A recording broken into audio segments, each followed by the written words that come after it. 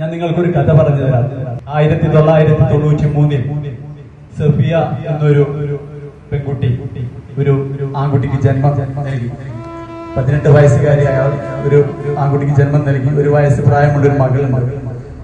ദാരിദ്ര്യത്തിന്റെ കൊടുമുടി താണ്ടി നിൽക്കുന്ന അവരിൽ ഭർത്താവ് ഗർഭം 6 മാസമായ സമയത്ത് തന്നെ മണനാരണ്യത്തിലെ ചൂടിൽ ഒരു ഹോട്ടലിൽ ജോലിക്ക് പോയി. ഹോട്ടലിന്റെ ചൂടും മണനാരണ്യത്തിന്റെ ചൂടും എത്രത്തോളം ഉണ്ടാവുമെന്നുള്ളത് നമുക്ക് മനസ്സിലാക്കാൻ സാധിക്കുമല്ലോ. അപ്പൊ അവര് ആ ഹോട്ടലിൽ പോയി അവിടെ വർക്ക് ചെയ്തു കൊടുക്കുകയാണ്. ഇന്നത്തെ പോലെയല്ല, ഒരു ആശയവിനിമയം നടത്താനും യാതൊരു സജ്ജീകരണങ്ങളും സംവിധാനങ്ങളും ഇല്ലാത്ത കാലഘട്ടമാണ്. ഒരു കത്ത് എഴുതിയാൽ തന്നെ 7 ദിവസം കഴിഞ്ഞിട്ട് വേണം അവിടെ കിട്ടാൻ. അതിനൊരു മറുപടി എഴുതിയിട്ട് തിരിച്ചെത്താൻ 7 ദിവസം കഴിയും. അങ്ങനെ ഈ കുഞ്ഞ് ജനിച്ചു. കുഞ്ഞ് സാധാരണയായി കരയുന്നതിൽ അപ്പുറം കുഞ്ഞിന് ഭയങ്കരമായിട്ട് കരച്ചില്ല.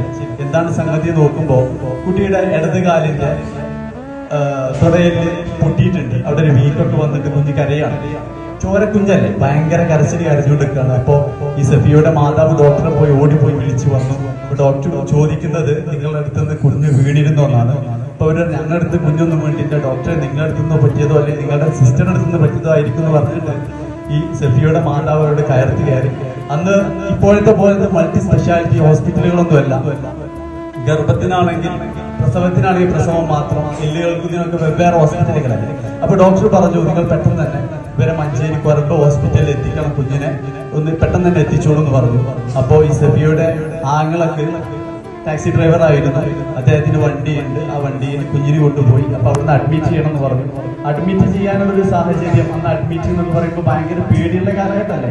നിങ്ങൾക്ക് എന്തായാലും മനസ്സിലാവും. ഈ പുതുതലമുറക്ക് മനസ്സിലായിട്ടില്ലെങ്കിലും അന്ന് അഡ്മിറ്റ് ചെയ്യാന്ന് പറയുമ്പോൾ വളരെ ഒരു പേടിയുള്ള സംഭവമാണ്. പോരാത്തതിന് ഇപ്പുറത്ത് പ്രസവിച്ച് കിടക്കുന്ന ഒരുപാട് കിലോമീറ്റർ ഇപ്പുറത്തല്ലേ ഉമ്മ ഉള്ളത്. അപ്പൊ കുഞ്ഞിന് പാല് കൊടുക്കുക കാര്യങ്ങൾക്കൊക്കെ ബുദ്ധിമുട്ടാവും. അപ്പൊ അഡ്മിറ്റ് ചെയ്യാൻ പറ്റുന്ന ഡോക്ടറെ എന്ന് പറഞ്ഞപ്പോ ഡോക്ടർ പറഞ്ഞു അങ്ങനെയാണെങ്കിൽ നിങ്ങൾ വീട്ടിൽ പോയിട്ട് കുഞ്ഞിന്റെ 2 കാല് മുകളിലേക്ക് കെട്ടി വെക്കണം, എന്നിട്ട് കുഞ്ഞിനെ അങ്ങനെ കിടത്തിയാൽ കൂടെ എല്ല് കൂടിക്കോളും എന്ന് പറഞ്ഞു.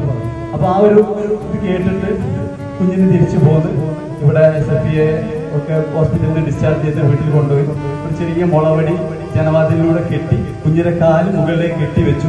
ചെറിയ പൈതലാണ്, കുഞ്ഞിനറിയൂല കാല് അനക്കാൻ പറ്റൂല എന്നുള്ളത്. കുഞ്ഞ് കാലനക്കും, കുഞ്ഞ് പൊട്ടിക്കരയും, കുഞ്ഞ് കരഞ്ഞ് നീല കളറാവും, വായിൽ നിന്ന് നൊരയും പതയും വരും. അവർക്ക് ആർക്കും ഉറങ്ങാനോ ഒന്നിനും സാധിക്കുന്നില്ല. ഇങ്ങനെ കിടക്കുന്ന കുട്ടിക്ക് പാല് കൊടുക്കാൻ ആ ഉമ്മ ഒരുപാട് ത്യാഗം സഹിച്ചു. കാരണം പാല് കൊടുക്കുമ്പോൾ നമ്മൾ ഇങ്ങനെ പിടിക്കുന്നതിന് പകരം ഉമ്മ കുഞ്ഞിന് വേണ്ടിയിട്ട് കുമ്പിട്ട് നിന്ന് കൊടുക്കേണ്ട സാഹചര്യം ഉണ്ടായി.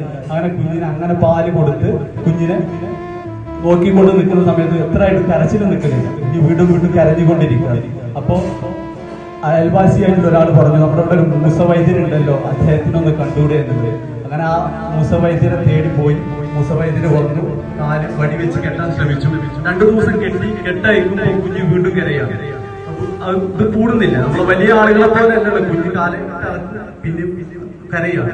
അപ്പൊ ഈ ഡോക്ടർ മൂസവൈദ്യര് പറഞ്ഞു എന്നെ കൊണ്ട് ഇത് കൂടിയാ എന്നെ കൊണ്ട് കഴിയൂല, നിങ്ങൾ ഇത് വേറെ ഏതെങ്കിലും ഇത് നോക്കിയത്. അപ്പൊ അന്ന് ആ കാലഘട്ടത്തിൽ CD ഡോക്ടർ എന്ന് പറഞ്ഞൊരു ഡോക്ടർ അവിടെ ഒരു നോക്കിയിരുന്നു, എല്ലിന്റെ ഡോക്ടറാണ്. അദ്ദേഹം പിന്നെ അവിടെ നിന്ന് മാറിപ്പോയിട്ടുണ്ട്. അപ്പൊ അദ്ദേഹത്തിന് നമ്മൾ പോയി കണ്ടാൽ പെരിന്തൽമണ്ണ എന്ന് പറഞ്ഞ സ്ഥലത്താണ് ആളുള്ളത്, അവിടെ പോയി കണ്ടാലോ എന്ന് പറഞ്ഞപ്പോ ഈ കൊണ്ടോട്ടിക്കാരായ ഇവര് കൊണ്ടോട്ടിൽ നിന്ന് വരികയാണെന്നുള്ളതും അതുപോലെ തന്നെ ചെറിയ കുഞ്ഞാണെന്നുള്ളൊരു കൺസിഡറേഷൻ കൊണ്ട് ആദ്യം തന്നെ അകത്ത് കയറ്റി. അപ്പൊ ഉമ്മാന്റെ കയ്യിലാണ് കുഞ്ഞുള്ളത്. ഉമ്മാന്റെ കയ്യിൽ നിന്നും കുഞ്ഞിനെടുത്ത് അവരുടെ ഡോക്ടറുടെ ആ ഒരു ടേബിളിൽ വെച്ച് ഒരു മഞ്ഞ ഓയിൽമെന്റ് കുഞ്ഞിന്റെ ഇടത് കാലിൽ പുരട്ടിയിട്ട് കുഞ്ഞിന്റെ കാല് ഡോക്ടർ പിടിച്ചിട്ട് ഒരൊറ്റ തിരിച്ച് കുഞ്ഞ് പൊട്ടിക്കരഞ്ഞു. ആ കാഴ്ച കണ്ടിട്ട് ഉമ്മ അവിടെ നിൽക്കുകയാണ്. ഉമ്മയുടെ ഹൃദയം പൊട്ടി ഉമ്മയും ആർത്ത് പിടിച്ചു. അപ്പൊ അവിടുന്ന് ഡോക്ടർ ചോദിച്ചിട്ട് ആരാണ്? അപ്പൊ അവര് പറഞ്ഞു ഉമ്മയാണ്, കുട്ടീന്റെ ഉമ്മയാണെന്ന് പറഞ്ഞു അമ്മ. അപ്പോ ഡോക്ടർ പറഞ്ഞു ഉമ്മയായിട്ടാണോ പിന്നെ കാണിക്കാൻ വേണ്ടിയിട്ട് ഉമ്മയെ പുറത്ത് അങ്ങനെ ഉമ്മയെ പുറത്ത് നിർത്തി. ഉമ്മ പുറത്ത് ഉള്ളിലെന്താ ആവുന്നതെന്നറിയാത്ത ആ വേവലാതിയിൽ ഉമ്മ ബേജാറായിക്കൊണ്ടിരിക്കണം. അപ്പോഴാണ് ഉമ്മയുടെ ആ ഒരു സഫിയയുടെ ആംഗള പുറത്തേക്ക് ഓടുന്നത്. അപ്പൊ എന്താണ് സംഭവം എന്ന് അറിയുന്നില്ല. പുറത്തേക്ക് ഓടി പിന്നെ വരുന്നത് ഒരു ചെറിയൊരു ബോക്സ് കയറ്റാണ്. അങ്ങനെ ബോക്സ് കയറ്റി ഉള്ളിൽ പോയി ഉമ്മ അതുവരെ ഉരുക്കുകയാണ്, പുറത്തിരുന്നിട്ട് ഉരുക്കുകയാണ്. കുഞ്ഞു പൈതലിന് എന്താണ് സംഭവിച്ചതെന്ന് അറിയാതെ ഉമ്മ പുറത്തിരുന്ന് ഉരുക്കുകയാണ്. അങ്ങനെ ഉള്ളിൽ പോയിട്ട് പിന്നെ കൊണ്ടുവരുന്നത് അന്ന് വരുന്ന മഞ്ചേരി കൊരമ്പ് ഹോസ്പിറ്റലിൽ ഡോക്ടർ പറഞ്ഞതുപോലെ കുഞ്ഞിന്റെ 2 കാലുകളും ഈ സ്റ്റാൻഡിൽ ഇങ്ങനെ ഒരു ട്രേയും അതുപോലെ തന്നെ ഒരു പോസ്റ്റുകൾ. ആ പോസ്റ്റിൽ കുഞ്ഞിന്റെ 2 കാലും ഇങ്ങനെ ട്രയലായിട്ട് കുഞ്ഞിനെ കൊണ്ടുവന്നു. ഈ കുഞ്ഞിനെ ഇതുപോലെ ഇനി നിർത്തണം എന്ന് പറഞ്ഞിട്ട് കുഞ്ഞിനെ കൊണ്ടുവന്നു. അങ്ങനെ കൊണ്ടുവന്ന് ആ കുഞ്ഞിനെ 6 മാസക്കാലത്തോളം അതുപോലെ നിർത്തി. ആ 6 മാസക്കാലത്തോളം കുഞ്ഞ് കരയുമ്പോൾ കുഞ്ഞിന് പാല് കൊടുക്കാൻ വേണ്ടിയിട്ട് ഈ മാതാവ് കുഞ്ഞിന് കുനിഞ്ഞ് നിന്നുകൊണ്ട് വേണം പാല് കൊടുക്കാൻ വേണ്ടിയിട്ട്.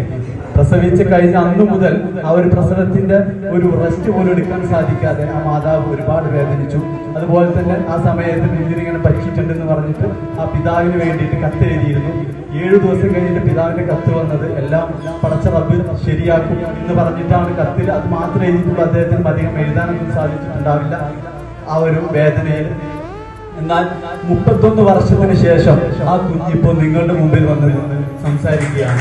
അപ്പൊ ആ ഒരു കുഞ്ഞാഴ്ച ഞാൻ സംസാരിക്കുന്നത്, ആ ഒരു വാല്യൂ ഞാൻ എന്റെ പേരൻസിന് കൊടുക്കുന്നത്. ആ പേരൻസിന് എന്നും എന്റെ ഹൃദയത്തോട് ചേർത്ത് വെച്ചിട്ടാണ് ഞാൻ എവിടെയും സംസാരിക്കുന്നത്. അപ്പൊ ആ പേരൻസിന് അതുപോലെ നിങ്ങളെല്ലാവരും നിങ്ങളുടെ പേരൻസിനെ നിങ്ങളുടെ ഹൃദയത്തിൽ ചേർത്ത് വെക്കണം. അവരെ നോക്കാനുള്ള ആളുകൾ നിങ്ങളാണ്. ഇതുപോലെ തന്നെ ഡേക്കർ സെന്ററിൽ കൊണ്ടുവരുന്നതിന് കുഴപ്പമില്ല. ഇതുപോലെ തന്നെ നമ്മുടെ കാലിക്കറ്റ് തന്നെ ഒരുപാട് വൃദ്ധസദനങ്ങളുണ്ട്. വൃദ്ധസദനങ്ങളിൽ ഒരിക്കലും കൊണ്ടുപോയി തള്ളാനുള്ളതല്ല ഈ മുത്തുവൈരങ്ങളെ. അപ്പൊ എല്ലാവർക്കും നല്ലൊരു ദിനം ആശംസിക്കുന്നുണ്ട്. ഞാൻ എന്റെ വാക്കുകൾ നിർത്തുന്നു. ജയ്. Thank you very much.